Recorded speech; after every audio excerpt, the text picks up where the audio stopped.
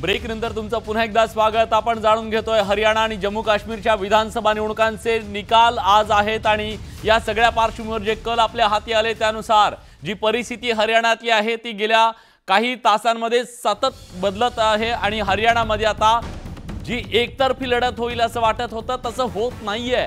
हरियाणामध्ये भाजपने जोरदार कमबॅक केलेला आहे। भाजप 47 जागांवरती आघाडीवर आहे। काँग्रेस मात्र इथं थोडंसं पिछाडीवर पडलेला आहे। 10 जागांचे त्यांच्यामध्ये फरक आहे। 37 जागांवरती काँग्रेस आहे, पण लढत मात्र अतिशय काटेकी टक्कर होते हे दिसतंय। सुरुवातीला एक्झिट पोल मध्ये ज्या प्रकारचं चित्र होतं ते चित्र मात्र बदललेलं आपल्याला पाहायला मिळते। या सगळ्याबद्दल आपण चर्चा करणार आहोत। आपल्यासोबत मान्यवर पाहुणे आहेत। आपल्यासोबत माझ्यासोबत स्टुडिओमध्ये अभय देशपांडे सर आहेत, ज्येष्ठ पत्रकार। माझ्यासोबत मिलिंद आव्हाड जे आहेत, जेएनयूचे प्राध्यापक।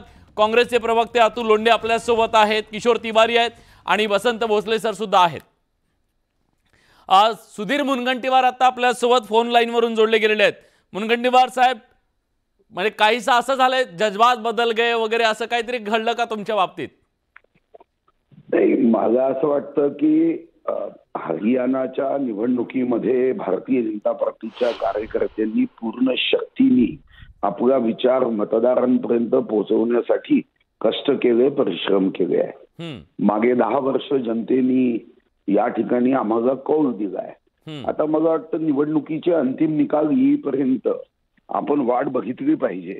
कष्टामध्ये भारतीय जनता पार्टी कुठेही कमी राहिली नाही, परिश्रमामध्येही कुठे कमी राहिली नाही।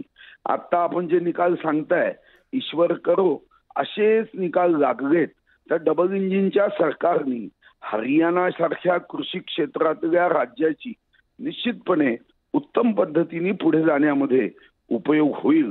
डबल इंजिन सरकार हे चांगलं काम करतं आणि आपण बघितलं असेल की महाराष्ट्रामध्ये जेव्हा महाविकास आघाडीचं सरकार होतं तेव्हा 2 वर्ष 8 महिने प्रत्येकाला एकच डायलॉग ऐकावा लागायचा, केंद्र मदत करत नाही, केंद्र मदत करत नाही।